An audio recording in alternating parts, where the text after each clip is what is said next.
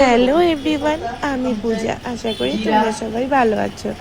আমিও খুব খুব খুব ভালো আছি।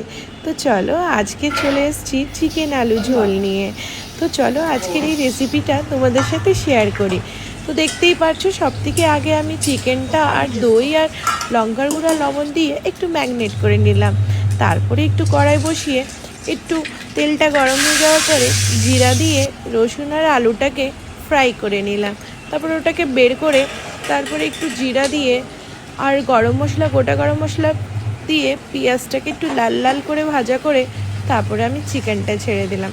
চিকেনটা ছাড়ার পরে 2 মিনিটের মধ্যে আমি আবার আলুটা দিয়ে দিলাম। আলুটা দেওয়ার পরে একটু সিদ্ধ করলাম চিকেনটাকে। সিদ্ধ করার পরে একটু ভালো করে ফ্রাই করে তারপরে আমি মশলাটা দিয়ে দিলাম।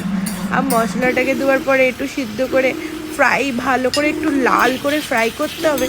তারপরে আবার রসুন দিয়ে দিলাম। হ্যাঁ, আবার আমি চিনিও দিয়েছি। আর যাদের ভালো লাগবে চিনি দিতে পারো, আর যাদের ভালো লাগবে না তারা নাও দিতে পারো, স্কিপ করতে পারো। আর আমি টমেটোটাও দিয়ে দিচ্ছি। দেখো, ভালো করে ওই পাট করে ভালো করে ভেজে টেজে আমার চিকেন হয়ে গেছে তৈরি। তারপরে হ্যাঁ, আবার জল দিবে। চিকেনটা একটু ভাজা ভাজা হয়ে যাওয়ার পরে জলটা দিয়ে দিবে। তো দেখো, এমন করে তোমরাও বাড়িতে বানিয়ে খেতে পারো। আর যদি আজকের রেসিপিটা ভালো লাগে, লাইক শেয়ার কমেন্ট কিন্তু অবশ্যই করো। তো আজকের জন্য এতটুকু। নেক্সট ভিডিও অনেক তাড়াতাড়ি নিয়ে আসবো। ভালো থেকো, সুস্থ থাকো। চলো, টাটা।